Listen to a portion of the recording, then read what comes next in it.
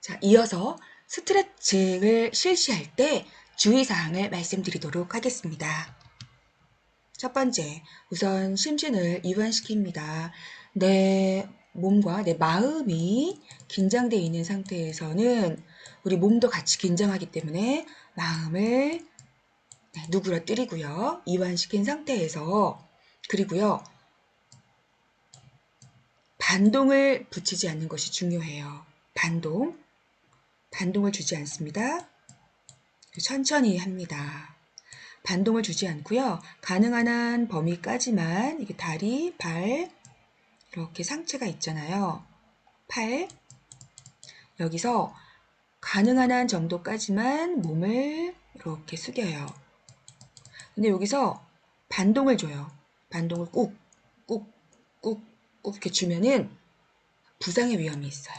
그리고 실질적으로 결과적으로는 스트레칭 효과는 없습니다.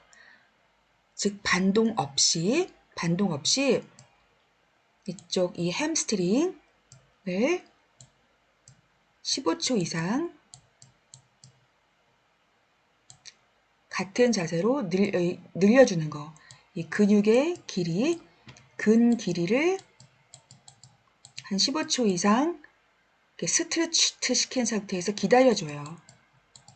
그러면 한 15초 정도 지나면 우리 몸이 이 늘어난 근 길이를 인지하는 거죠.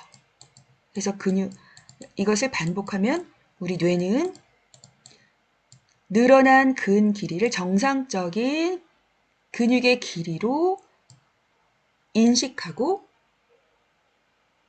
근 길이가 이제 더 길어지는 거예요. 스트레칭 되는 거예요. 자, 심한 통증 이전까지 이 신전 자세를 그냥 그대로 유지한다. 등척, 길이를 유지한다. 등척,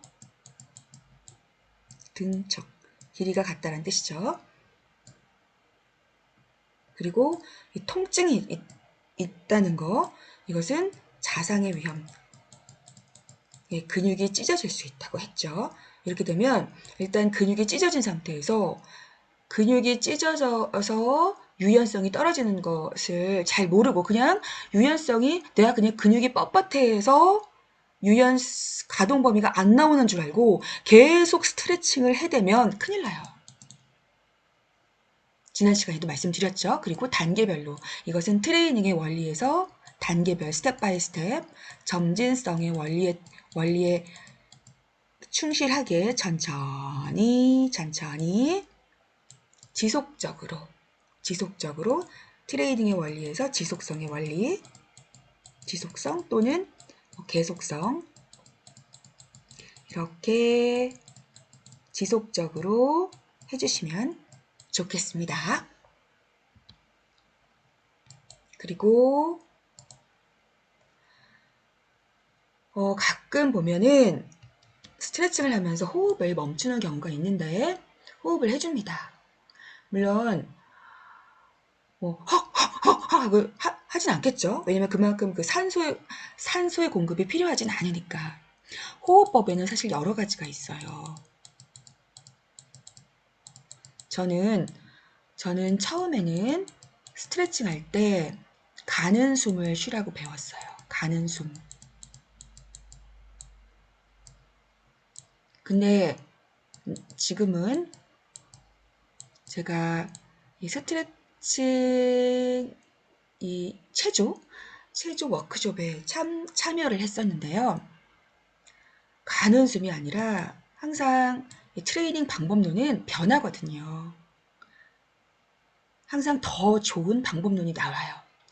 가는 숨이 아니라 자, 코와 입이 있으면 눈이 있고요. 자, 코와 입을 이렇게 벌려서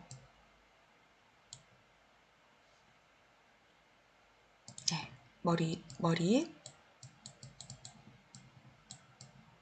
입을 벌려서 호흡을 해요.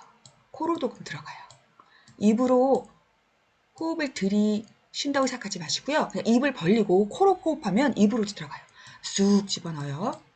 그 다음에 이제 날숨에서 내쉬는 호흡에서 몸, 이 폐 속에 있었던 모든 공기를 다 내보내요. 후, 다 내보내요. 그리고 마저 한 번 더 후, 두 번. 보시면 호흡을 내쉴 때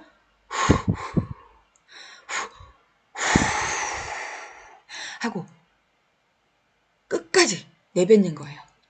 이렇게 내뱉을 때 스트레칭의 효과가 더 좋다. 그러니까 제가 이 워크숍을 실제로 일주일 동안 했었거든요. 이렇게 호흡법을 바꿔봤어요. 정말로 유연성이 확 좋아지더라고요.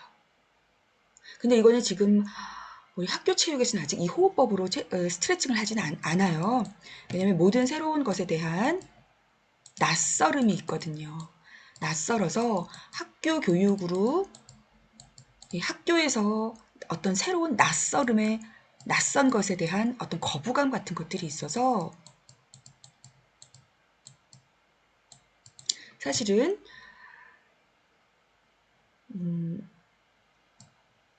네.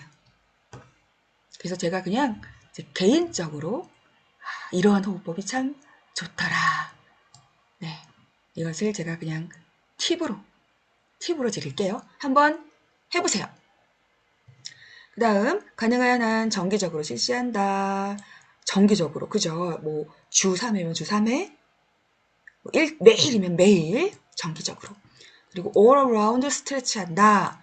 이거는 예, 전신 스트레칭 부분이 아니라 네, 모든 관절, 우리 6대 관절이 있죠. 목, 경관절, 그다음에 어깨, 견관절, 그리고 팔꿈치, 주관절, 그다음 몸통은 척추, 26개 척추, 이게 전부 다 관절이에요. 그다음에 그러니까 이거는 주관절은 팔꿈치, 그리고 고관절, 엉덩이, 그다음에 슬관절, 무릎, 그다음에 족관절, 발목. 그래서 하나, 둘, 셋, 넷, 다 6개의 관절이 있고 6대, 그리고 척추는 다 관절이고요. 그리고 이완되는 근을 의식하면서 실시한다. 내가 햄스트링을 스트레칭한다면 햄스트링에 의식을 집중시켜요. 이것도 아무 생각 없이 또는 딴 생각하면서 스트레칭하는 거 그것보다 2배는 효과가 있어요. 제가 다른 사람들이 설명 안 하는 스트레칭 방법 2가지 다시 정리할게요.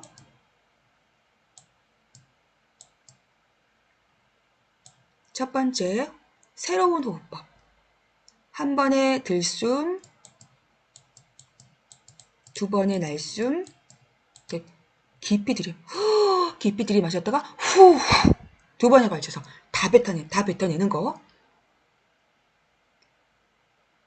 이것을 15초 동안 스트레칭을 하잖아요. 그러면은 계속 리듬을 타면서 15초 동안 그냥 계속 하는 거예요.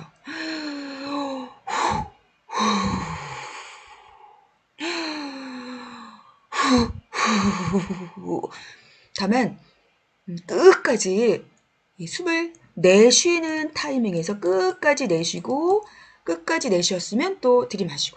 다음 두 번째 팁이 스트레칭 되는 부위에 의식을 집중하는 것이다. 2가지 팁을 말씀드렸습니다. 자, 신장반사에 대해서 설명해 드리도록 하겠습니다.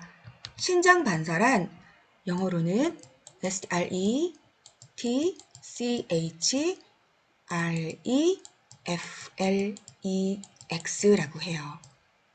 신장반사에 대해서 이해하려면은 여러분 잘 알려진 무릎 자동반사에 대해서 무릎 자동반사 영어로 knee jerk reflex 이 실험을 해보면 좀 이해하기가 쉬워요. 지금 여러분 의자에 이렇게 앉아 계시죠? 이렇게 다리 네, 이렇게 앉아 계시면 무릎 쪽을 망치는 안 되고요. 자, 주먹으로 콩 때려보세요. 그러면 다리가 이렇게 저절로 쭉 뻗는 것을 보실 수 있을 거예요. 지금 한번 해보세요. 콩, 쭉. 이것을 이것이 일종의 스트레치 리플렉스로서 영어로는 knee jerk reflex라는 실험인데 신장 반사를 잘 설명해주는 실험이에요. 신장 반사라는 것은 근육이 늘어날 때 반응하는데 이 근육 내의 근방추의 활성도가 높아지면서 근육의 손상을 막기 위해서 근육의 긴장도가 높아지는 거예요. 따라서 근육이 늘어나려고 할 때 반응을 해요. 콩 때렸죠. 이때 반응을 해요. 근방추가 이제 액티베이트 되면서 근육이 늘어나면 손상될 거 아니에요. 그죠? 그래서 그 손상을 막기 위해서 근육의 톤이 높아져요. 즉 근육이 확 수축한다라는 말이에요. 근육이 확 수축하면 여기 대퇴사두가 수축을 확 해버리면 무릎이 탁 펴져요. 네.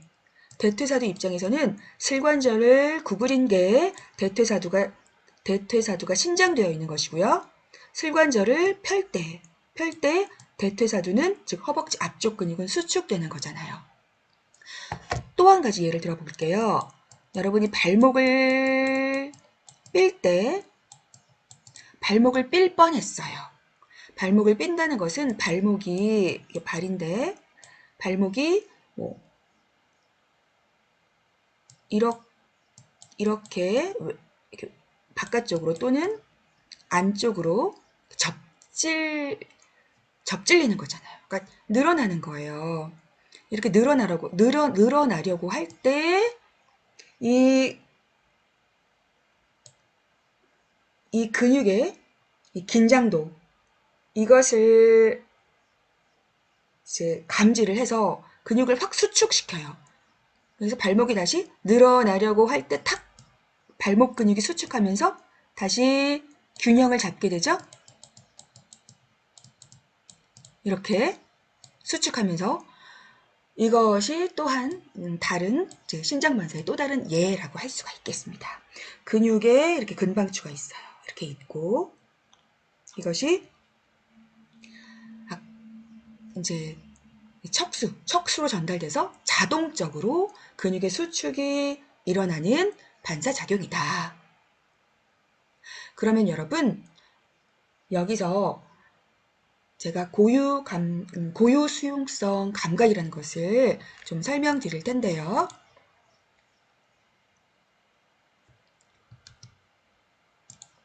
고유 수용성 감각.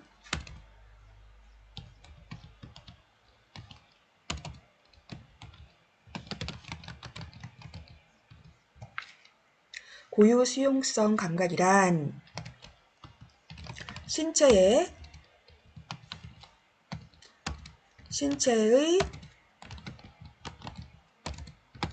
위치 정보, 또 자세 정보, 또 평형 및 이제 우리 움직임에 대한 정보를 파악하여 중추 신경계로 전달하는 감각이에요. 여러분 중추 신경계에는 뭐가 있죠? 중추 신경계에는 뇌와 척수가 있죠. 그런데 자, 이 고유 수용성 감각은 몸의 각 부분이 어디에 있으며 내 몸의 각 부분이 어디에 있으며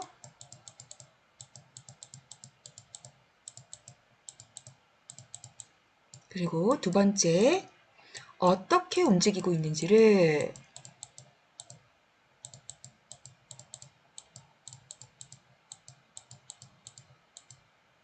뇌에 전달하는 역할을 해요. 여러분이 눈을 감고 코를 검지손가락으로 만져보세요. 예. 코가 어디에 있는지 알 수가 있죠. 여러분 눈을 감고 머리를 왼쪽으로 기울여 보세요. 내 왼쪽 눈의 위치를 알 수가 있겠죠. 그런데 이 고유 수용성 감각에 손상이 온 사람들은 자기 코나 자기 귀를 만지지 잘 못해요. 잘 못 만지고 막 다른 데를 탁 짚어요. 또는 자기 신체가 어떻게 기울어졌는지를 잘 몰라요. 그래서 그것이 만성화되면 어깨나 이렇게 목이 이렇게 기울어져 가지고 다녀요. 근데 본인은 잘 몰라요. 목도 기울어지고 네, 어깨도 뭐 높낮이가 다르고 골반의 높낮이도 다를 수 있고 다리 길이가 달라지는데 그것을 너무 만성적이다 보니까 이렇게 기울어진 게 원래 자기의 본래 그 각 몸의 각 부분의 위치이며 본래 정상적인 움직임이라고 알게 돼버리는 거예요. 그러니까 만성적인 손상이 온 거죠.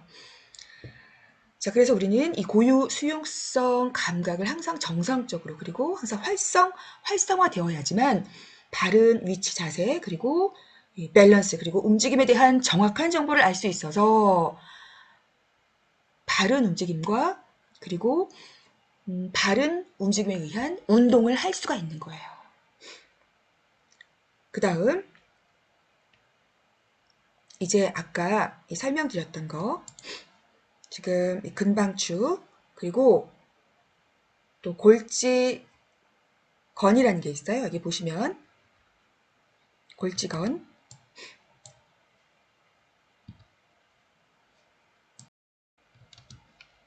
아까 이 고유 감각 수용기는 근육의 근방추에 있다고 했죠.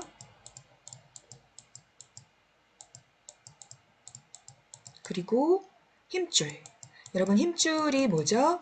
근육이 뼈에 닿는 그 부분. 그것이 힘줄이죠. 힘줄에 있는 골지건에 있어요. 그리고 또 세 번째가 관절에 있어요. 자, 이 근방추는 근육의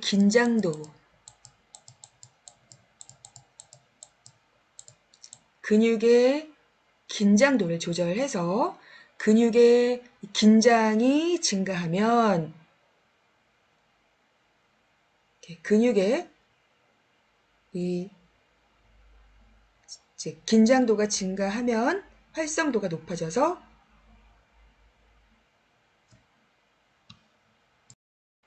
다시 설명드릴게요.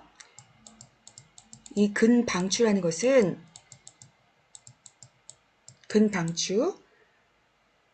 이 근육이 늘어날 때 신장되는 반응에서 근육의 긴장도를 높여요. 근육의 긴장도를 높인다는 것은 근육을 수축시킨다는 거죠. 근육을 수축시키는 역할을 한다. 네. 그래서 그 얘가 이제 신장 반사. 그 다음 아까 이제 힘줄에 있는 이제 골지건. 첫 번째 고유 수용성 감각이 이제 근방추에 있고, 다음에 두 번째 이제 골지건에 있다고 했죠. 골지건 같은 경우는 근방추와 기능이 반대예요. 골지건은 이제 근육의 장력 이것을 탐지합니다. 그래서 이것은 억제 반사라고 불려요.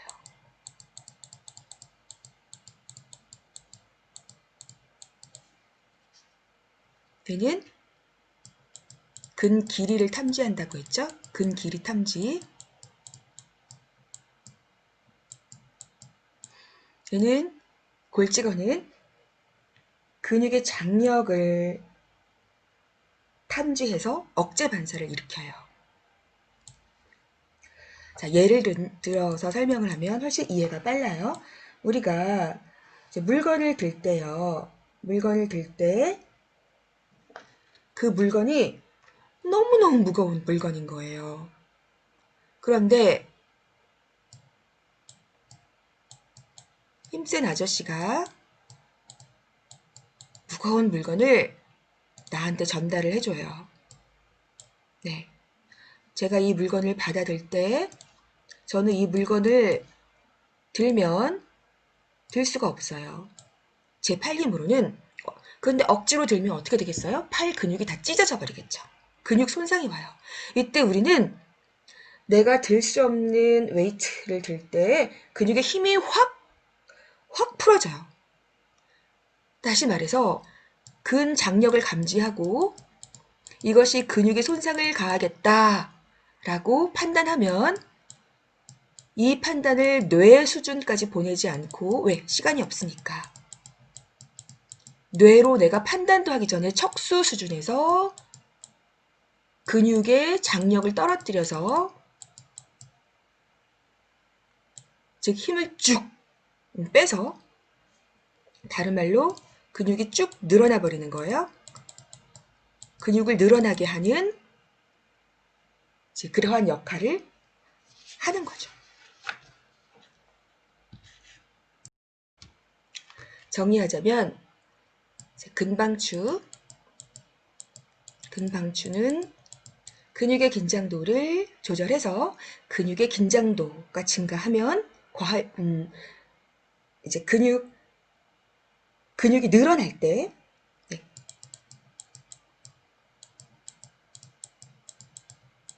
근 길이를 감지해서 근육이 늘어날 때 반응을 하고요. 근육의 긴장도를 증가시켜서 근육의 손상을 막아줍니다. 즉 결과적으로 근육을 수축시킨다. 근 길이, 그 다음에 골지 거는 힘줄에 있고요. 근방추는 근육에 있다 그랬죠? 얘는 근육의 장력, 이것을 감지해서 근육의 장력을 감지를 해서 근육이 과하게 수축할 때, 더 이상 힘을 못 쓰게 막아준다. 즉 근육을 이완시켜주는 역할을 한다.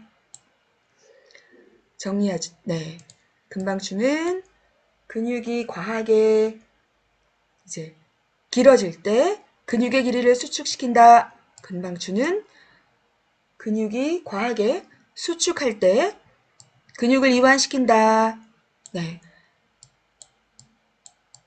따라서 둘 다 근육을 뇌가 아닌 척수 수준에서 근육의 손상을 막기 위해서 그 길이와 그 장력을 감지해서 근육을 수축 또는 이완시켜주기 때문에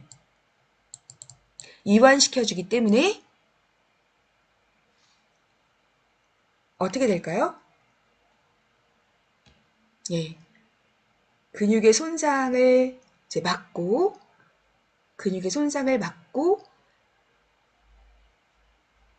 그 바른 근육의 이 길이와, 그러니까 수축과 신장을 올바르게 정상화시키는 거죠. 그리고 여기서 이 반사라는 무엇이냐? 반사라는 것은 뇌 수준까지 가는 것이 아니에요. 반사라는 것은 척수 수준에서 우리 감각신경이, 즉 근방추나 골지건 기관에 있는 이 감각, 고유수용성 감각신경이 외부 자극을 전달하여 즉각적으로 반응시키는 거죠. 외부의 자극이 근육의 길이가 막 늘어나려 그럴 때는 수축시키고요. 근육이 막 수축하려고 할 때는 이완시키는 이러한 이러한 반사를 하는 것입니다. 이 고유 수용성 감각이 만약에 이제 손상되면 이 감각의 결함은 반사적인 관절 안정화에 방호적인, 아까 제가 방호적이라는 것은 이제 근 길이 갑자기 늘어나는 것에 대해서 근육을 수축시키고 또 이 근육이 이제 수축하려는 것으로부터 근육을 신장시키는 이런 방호적 근육 작용을 지연시키기 때문에 손상된 조직은 국소적이거나 또는 전반적인 이 근 기능 이상을 야기시켜요.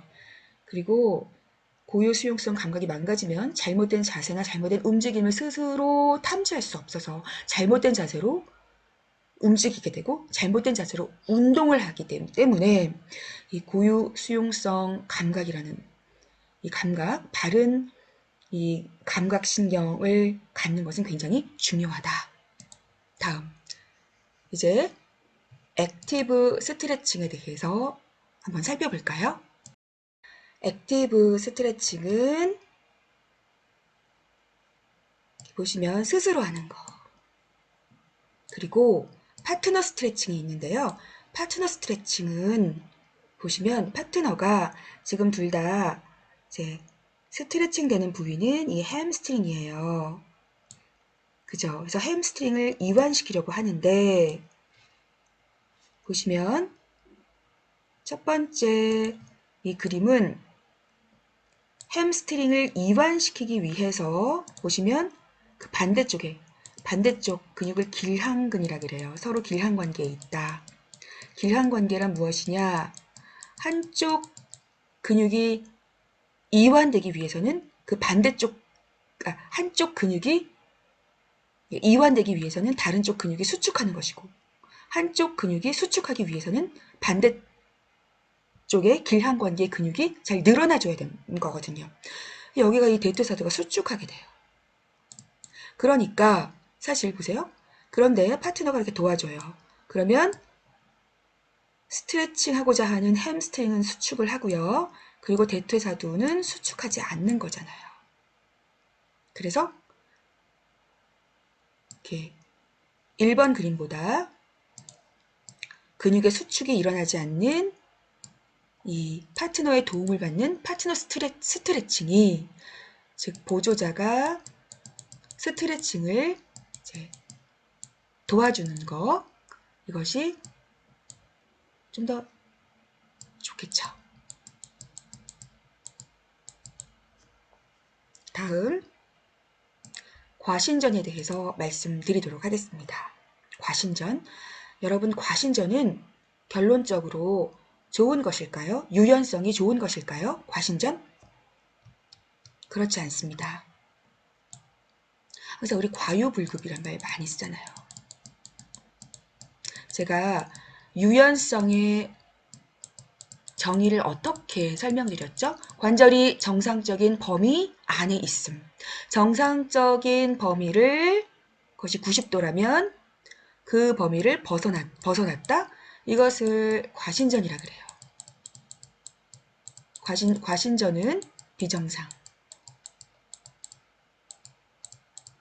네. 이것은 운동을 하는데도 도움이 되지 않습니다. 물론 이제 이 그림은 과신전이라기보다는 이제 상완 이두근을 스트레칭하는 모습이고요. 여러분 혹시 이 목을 저랑 같이 따라해 볼게요. 자, 지금 똑바로 앉은 상태에서 가슴은 앞을 보시고요. 정면을. 목만 회전시켜서 왼쪽을 보세요. 네. 왼쪽. 그런데 이것이 왼쪽을 쳐다보셨습니까? 네, 여기서 만약에 왼쪽을 봤는데 머리가 여기 막 있어요. 예, 뒤쪽을 볼 수 있다면 비정상인 거죠. 과신전인 거죠. 얘가 조금 과했죠. 네, 고개를 왼쪽으로 돌려서 이걸 이제 로테이션이라고 불러요. 로테이션. 로테이션이 경추 수준에서 로테이션은 45도가 일어나면 정상이에요. 45도. 45도의 정상 각을 확보할 수 있다면 일상생활이나 운동을 할 때 지장이 없는 거예요. 미안합니다. 45도가 아니라 80도예요. 80도. 45도가 아니라 85도예요. 이 45도는 제가 잠깐 착각했어요. 여러분 앞을 바라보고 있다가 고개를 옆으로, 즉 어깨, 이렇게 목이 있고 어깨가 있으면 이 왼쪽 귀를 어깨 쪽으로 붙여보세요. 정면을 바라보고 있어야 돼요. 이렇게. 이 각도는 45도가 나오면 정상이고, 그리고 옆을 보는 로테이션은 좌우 모두 80도가 나오면 정상인 거예요. 그리고 이제 고개를 숙일 때 각도, 고개를 젖힐 때 각도도 또 뭐 각각 80도, 50도 이렇게 뭐 있습니다. 그러니까 이제 노멀 정상적인 ROM이라고 부르죠. 이것을 벗어난 거예요. 벗어나는 동작을 하는 것은 좋지 않습니다. 그 이유가 있죠. 왜 이 정상적인 각을 벗어날까? 그 이유는 관절의 움직임을 제한해주는 인대가 너무 헐거울 때, 좋지 않은 거죠. 두 번째는 훈련에 의해서 관절에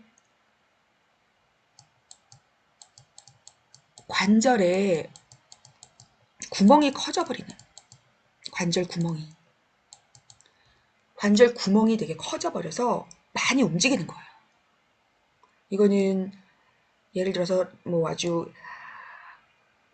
서커스를 하는 사람들이라든지 비정상적인 거예요.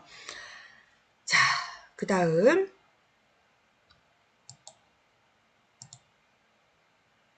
네, 스트레칭이 몇 가지 지금 예가 나오고 있죠. 함께 우리 잠깐 쉬어가는 차원에서 스트레칭을 좀 해보도록 하겠습니다.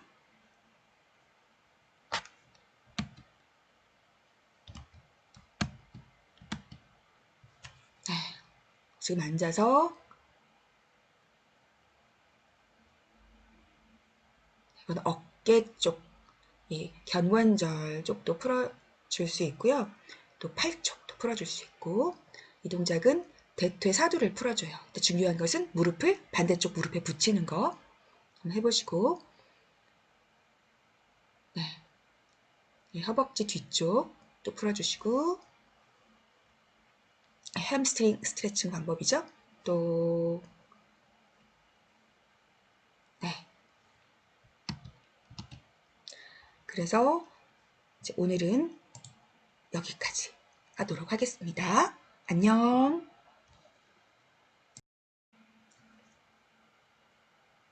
네. 이어서 감각 운동과 상호작용에 대해서 살펴보도록 하겠습니다. 균형은 감각계와 그리고 이제 그 골격근, 근육 뼈대계의 그 복잡한 상호작용으로 발생하고 내적, 외적, 환경 상황 변화에 반응하여 중추신경계, 뇌와 척수를 말하죠. CNS대에서 통합되고 수정됩니다. 제가 우리 4대 운동, 3대 운동하면 근력 운동, 유산소 운동, 이완성 운동이었고요. 4대 운동하면 이 3대 운동 플러스 밸런스 운동, 다른 말로 균형 운동을 포함시킵니다. 이 균형 운동은 지난 시간에 설명드린 고유 감각 수용기, 이 수용기의 이 어떤 그 민감도, 감수성, 그 신경의 발달과 굉장히 깊은 연관이 있어요. 우리가 나이가 들거나 혹은 이 수용기의 손상으로 이 수용기의 센서티브가 그러니까 이 센스가 고장나면 또는 그 감수성이 떨어지면 우리가 이제 균형을 잘 못 잡고 이런 밸런스 운동을 잘 못하게 돼요. 그리고 내 몸이 이 얼라이먼트가 맞지 않은 삐뚤어진 상태에서 그것을 인지하지 못하고 계속 일상적인 생활을 하게 되면 급기야는 만성적인 근골격계 질환 또는 통증의 원인이 되는 거죠. 그죠? 지난 시간에 설명드렸습니다. 여기에는 자, 감각계. 이 감각계라는 것은 뭐냐? 여러분 뭐 오감, 뭐 육감 이런 거 이제 아시죠? 감각, 시각, 뭐 청각, 뭐 후각, 뭐 미각, 촉각, 그다음에 압박을 느끼는 것도 있죠. 압박. 자, 감각계라는 것은 공간 내 신체의 위치 그리고 움직임의 정보를 제공해준다라고 했습니다. 여기 이제 안뜰개라는 것이 있는데 안뜰개란 여러분 귀 있죠? 귀에서도 속귀에 있는 평형을 관장하는 기관이에요. 보통 전정기관이라고도 불러요. 안뜰 속에 둥근 주머니, 타원 주머니 보시면 반고리 타원 주머니 그리고 반고리관으로 이루어져 있습니다. 머리의 수평, 수직 선형 가속도, 회전 운동을 감지하여 CNS에 전달하여 신체의 균형을 유지하게 하는 기관이죠. 그리고 고유감각 계통이 있는 거죠. 고유감각 계통. 이것은 우리가 설명을 드렸어요. 근방추, 골직원, 그리고 관절 수용기가 있다고 했어요. 고유감각 계통은 접촉 상황이나 근육의 길이,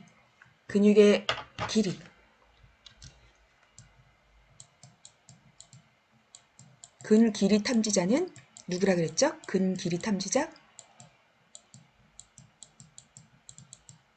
근방추라 그랬죠. 근 길이를 탐지해서 수축시키는 역할을 한다고 했죠. 그리고 힘, 근장력 있죠. 근장력 탐지자는 누구라 그랬죠? 힘줄에 있는 골지건이죠. 얘는 근육을 이완시킨다 그랬죠. 일단 정보, 그리고 공간의 위치 정보, 그리고 기저면, 닿는 면, 바닥과 닿는 면에 대한 신체 정보에 관한 정보, 그리고 서로 관계된 신체 분절의 운동과 동서남북에 관한 정보, 이런 것들을 줍니다. 그리고 자, 세 번째, 발바닥 피부 수용기.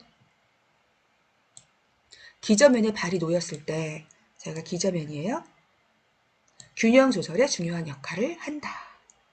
뒤꿈치 쪽으로 무게가 있는지, 이 발의 안쪽, 가쪽, 발꿈치 쪽인지 이런. 그래서 발바닥 피부 수용기에서 이제 이 기저면에 대한 정보를 가지고 균형을 조절해 주는 거예요. 미끄럽다 라든지 또는 왼쪽으로 쏠린다, 넘어지겠다. 이제 그런 것들을 CNS로 정보를 전달하는 역할, 그래서 균형 조절에 아주 중요한 역할을 합니다. 발바닥 피부 수용기가 망가지면 균형을 잘 못 잡고, 그죠? 발바닥 피부 수용기가 좋으면 균형도 잘 잡고 또 운동신경도 좋아지겠죠. 그리고 우리 이제 시각 시스템, 시각 시스템은 눈으로 보는 거잖아요. 주위와 관련한 나의 위치 정보. 아, 내가 지금 이 데스크톱 화면과 나의 눈이 한 30cm 떨어져 있구나.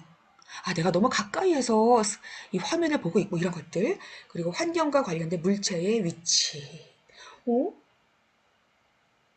창문이 한 2m쯤 떨어진 곳에 있구나. 물체까지의 거리. 그죠? 물체가 움직이는지. 저 자동차가 나를 향해 다가오고 있구나. 아, 지금 자동차가 서 있구나. 접촉 소요 시간. 아, 내가 이렇게 횡단보도를 건너다가는 저기 막 달려오는 저 승용차와 약 2초 후에 부딪히겠다. 타임 투 컨택트를 예측하게 해주는 역할. 눈이 없으면 우리는 그런 것들을 알 수가 없죠. 그래서 시각 시스템까지. 그리고 이런 서로 다른 감각의 입력. 안뜰개, 안뜰개, 고유감각 객, 또 발바닥 피부 수용기, 또 시각 시스템, 시각계 이런 서로 다른 감각의 입력으로 환경적 상황에 영향을 받는 어떤 과제 관련 수행에 따라 서로 다른 감각이 입력되어 이것이 통합되고 조화를 이룬다.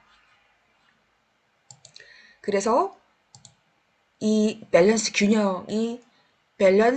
능력이 가장 좋은 사람들이라면 당연히 뭐 체조 선수 같은 경우 이 이제 계통의 기능이 굉장히 향상되어 있겠죠. 평행대 선수.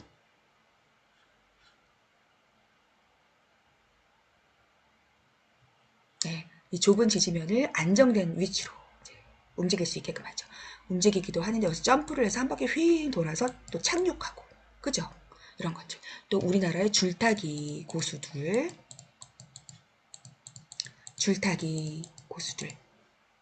이런 사람들이 이런 균형 감각이 매우 높은 사람들입니다. 그리고 노인이 되면 균형 감각이 없어져요.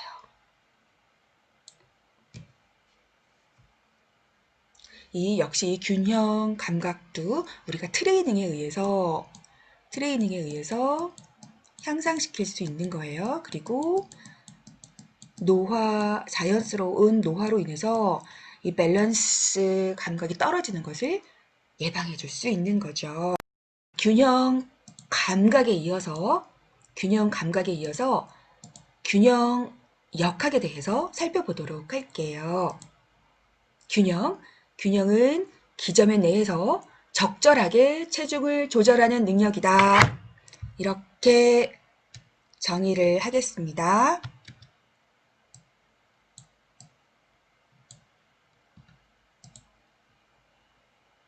자, 균형의 개요. 여러분, 자세 안정성이라는 거. 영어로는 postural stability인데 자세 안정성이란 공간의 특정 범위 내 또는 안정성의 한계 내에서 신체의 무게중심 위치를 유지할 수 있는 능력이다. 무게중심이란 무엇인가?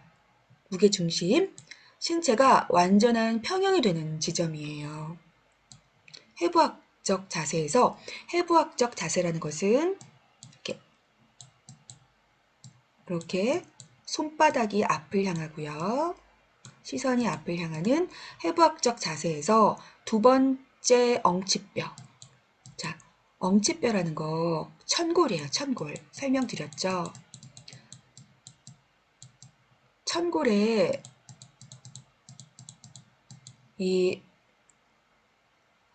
천골에 두 번째 엉치뼈의 약간 앞쪽, 이게 좀 어렵죠. 네, 보통 사람 키에 55%, 55% 정도 위치 정도에 있다. 보통 뭐 배꼽 밑 2cm 이렇게도 이야기를 하고요. 만약에 여러분이 이렇게 있으면 네, 저울로 어느 지점에서 딱 중심을 이루겠죠.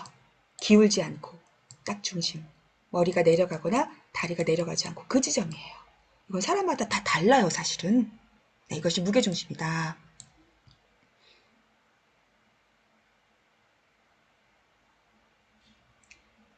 자, 그러면 보세요. 자세 안정성이란 보시면 지금 이 무게중심에서 오른쪽 골반이 벗어났죠. 벗어났는데 자세 안정성을 유지하기 위해서 다시 무게중심에서 지금 왼쪽 어깨가 변이가 이루어져요. 그리고 다시 또 자세를 잡기 위해서 고개는 다시 오른쪽으로. 이렇게 되면 무게중심을 벗어나지 않고 다시 이제 무게중심을 잡아서 이 자세가 안정되는 자세가 나오는 거예요.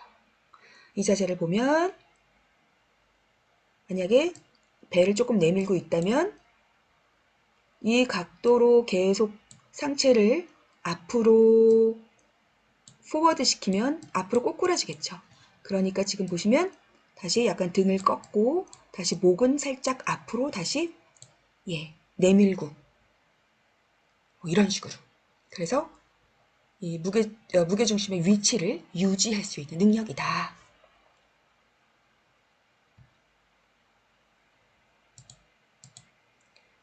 여러분 여기서 자세라는 거 몇몇 용어를 좀 정리해 볼게요.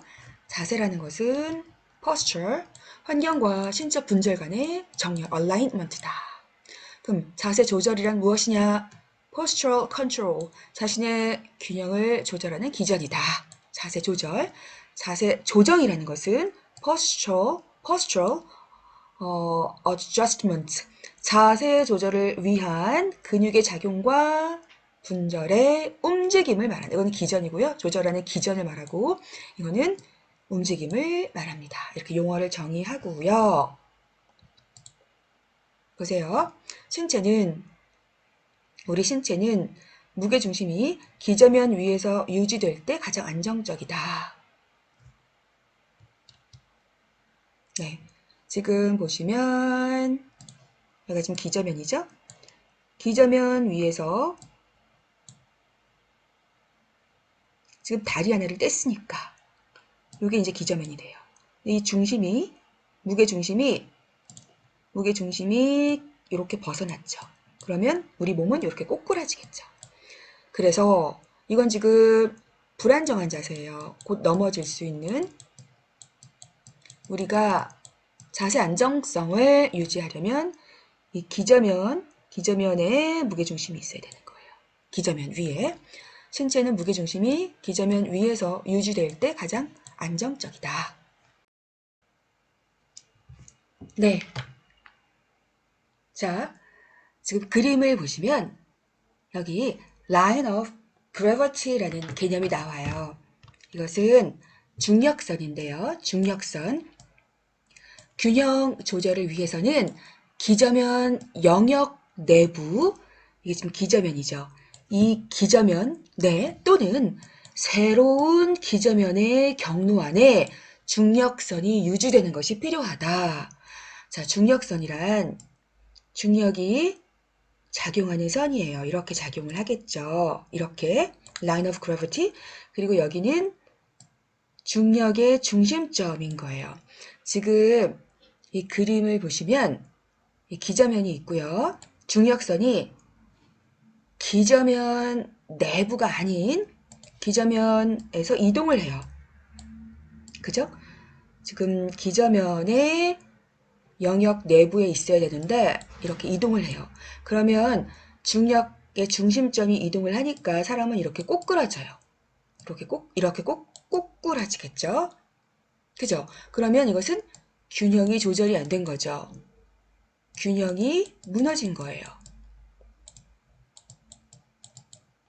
자, 그래서 이렇게 될 경우 만약에 다시 균형을 잡으려면 우리는 기저면을 바꿔야 돼요. 다시 말해서 지금 다른 발로 이렇게 디뎌야 되는 거죠. 디뎌서 다시 중력, 그러니까 기저면 안에 중력선이 와야 되는 거예요. 이렇게. 다시 말해서 여기서부터 이렇게 이동해야 된다는 거죠. 기저면이. 새로운 기저면을 만드는 거죠. 새로운 기저면을 만들어야 된다는 겁니다.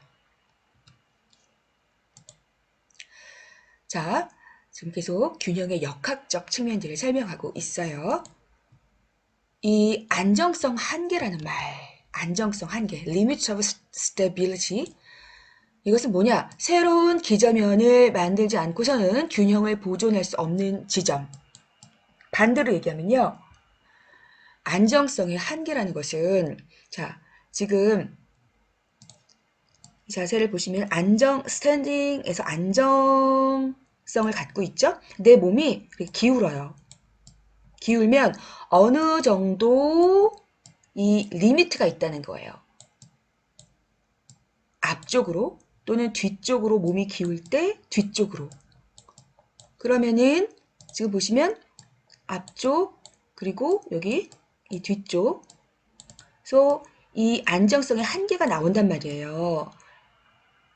이것은 그 사람의 뭐 무게 중심이라든지 또는 이 근육의 밸런스에 따라 조금 다르겠지만 또는 뭐 체형 뭐 여러 가지 개인적인 특성에 따라 다르겠지만 그 한계가 있다는 거예요. 그 한계를 넘어선다면 우리는 넘어지거나 또는 새로운 기저면을 만들어야 된다는 거예요. 새로운 기저면. 이렇게 안정성 한계를 지나가서 우리가 넘어지지 않고 다시 균형을 유지하기 위해서 기저면을 계속 바꾸는 동작을 워킹이라고 불러요. 워킹. 그래서 우리는 이렇게 워킹을 기저면을 바꾸면서 안정성의 한계 내에서 워킹을 합니다. 안정성 한계란 우리가 새로운 기저면을 만들지 않고 균형을 보존할 수 있는 지점, 이렇게 바꿔 말할 수 있는 거예요. 같은 말인 거예요. 자, 스탠딩에서 볼게요. 스탠딩. 상체를 앞으로 구부리면 앞으로 꼬꾸라지겠죠? 상체를 등받이가 없다고 치고 상체를 뒤로, 무게중심을 뒤로 하면 뒤로 자빠지겠죠. 그죠? 그래서 이 부분이 안정성 한계 범위이다. 네. 그리고 그림은 선자세, 그리고 보행, 스탠딩, 워킹, 그리고 시팅 자세에서의 안정성 한계 경계를 보여주는 그림입니다. 그리고 균형의 기능에 대해서 알아보도록 하겠습니다. 균형의 기능은 다음에 3가지가 있어요. 안정된 자세를 유지시켜 주겠죠. 그리고 또 자가 발생 운동 전 선행적 자세를 조절해 준다. 이것은 다음 슬라이드에서 설명을 드릴게요. 마지막으로 외적 방해에 대한 자세를 적응시켜 준다. 이것은 무슨 얘기냐면은 이렇게 있는데 여기 앞에서 돌이 날라와요. 돌이 슈 날라올 때 돌을 피하려고 내가 몸을 어떻게 이동시키겠어요? 이렇게 이동시키겠죠. 또는 이렇게 이동시키든지 또는 자세를 낮추든지 또는 돌을 피하려고 공중으로 휴 점프를 한다든지 이렇게 이제 외적 방해에 대해서 이제 자세를 바꾸는 것. 이것이 바로 균형의 기능이라고 할 수가 있어요. 이때 자세를 옆으로 돌을 피하려고 옆으로 몸을 비틀었어요. 하지만 그렇다고 넘어지지 않고 자세를 적응시키는 것이 균형의 기능입니다.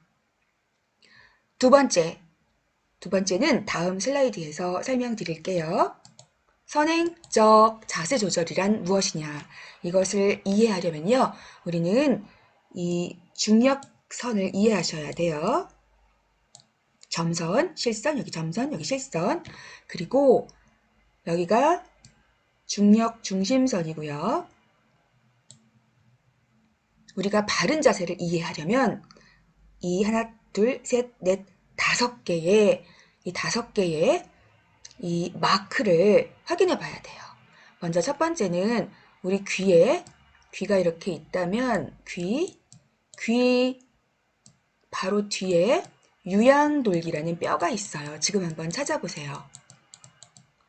유양돌기가 있고 그 유양돌기에 스티커를 하나 찍습니다. 그 다음 어깨에 견봉이 있어요. 견봉은 어깨에서 톡 튀어나온 뼈인데 거기에 스티커를 찍고 그 다음에 대퇴골 옆 허벅지와 그 엉덩이 그 측면 그 사이에 톡 튀어나온 뼈가 있어요. 이거를 대퇴골의 대전자라고 불러요. 여기에 스티커를 붙이고요. 그리고 이 부분 바로 우리 종아리 그 옆에서 봤을 때 경골 뼈인데 무릎 쪽에 경골두라고요. 또 톡 튀어나온 뼈가 있어요. 경골두. 여기에 스티커를 붙이고요. 마지막으로 외측상과 우리 복숭아뼈 있죠? 바깥쪽 복숭아뼈. 여기에 스티커를 붙여보세요. 그 다음에 천정에서부터 실이라든지 고무줄을 쭉 달면 중력선이 쭉 나와요. 이 중력선 안에 이 마크들이 존재하는지를 보는 거예요. 다시 말해서 유양돌기는 중력선 안에, 견봉은 중력선보다 살짝 뒤로, 그 다음에 물론 중력 중심선은 가운데 있겠죠. 그리고 이 대퇴골 대전자는 중력선 살짝 앞에, 경골은 중력선 안에, 외측상관은 중력선 살짝 앞에 이렇게 있는 거예요. 이렇게 했을 때 이것이 균형 잡힌 자세이다. 여러분 만약에 우리 지난 시간에 배웠었잖아요. 거북이 목이라서 이렇게 forward head posture라고 생각해 보세요. 눈, 거북이 목이에요. 내가 이렇게 되면 이 지금 뭐가 유양돌기가 귀가 이쯤에 있겠죠. 그럼 유양돌기가 여기 있죠. 그럼 이 중력선 바깥으로 있잖아요. 그럼 무게중심이 앞으로 이동하죠. 그러면 이 앞으로 잘 꼬꾸라지겠죠. 근데 이것을 나름대로 꼬꾸라지지 않으려고 중심을 잡으려고 목 근육이 무진장 긴장을 하는 거예요. 그래서 거북이 목이 되면 목과 어깨가 무진장 스트레스를 받고 또 피로도가 증가해서 만성 통증에 시달리고 심지어는 이제 디스크라든지 이런 쪽에 손상이 오는 거잖아요. 카이포시스도 마찬가지입니다. 우리 카이포시스 척추 후만 이렇게 되면 중력 이 마크가 여기에 찍히겠죠. 그러면 무게중심이 뒤로 가는 거고 우리 로도시스 배웠죠? 로도시스 허리가 지나치게 꺾이면 또 어떻게 되겠어요? 예, 이렇게 이동을 하고 중력선이 이렇게 이동을 내 체형이 이렇게 이동을 할 거 아니에요. 그러면 역시 앞으로 꼬꾸라지지 않으려고 또 이 약간 스웨이 포스처라 그럴까요? 이렇게 뒤로 젖히는 동작. 상체를 뒤로 젖히면 허리 쪽 근육이 또 과긴장해서 통증을 유발하겠죠. 만약에 또 무릎 이 경골이 뒤에 가 있는 뺀이라면 또 문제가 오는 거고. 하여튼 그렇습니다. 자, 그러면 다시 이 선행적 자세 조절이란 무엇이냐? 예를 하나 들어서 설명을 해볼게요. 예를 들어서 만약에 니 조인트가 이거죠? 니 조인트가 플렉션 했어요. 그럼 다리가 이렇게 되겠죠? 이렇게 되면 중력선이 뒤로 이동하겠죠? 뒤로. 그러면 뒤로 중력선이 이동하니까 무게중심이 이동하니까 뒤로 꼬꾸라지 자빠지겠죠? 이때 자빠지지 않으려고 즉 균형을 유지하기 위해서 대퇴사두 quadriceps femoris가 대퇴사두예요. 대퇴사두가 수축을 합니다.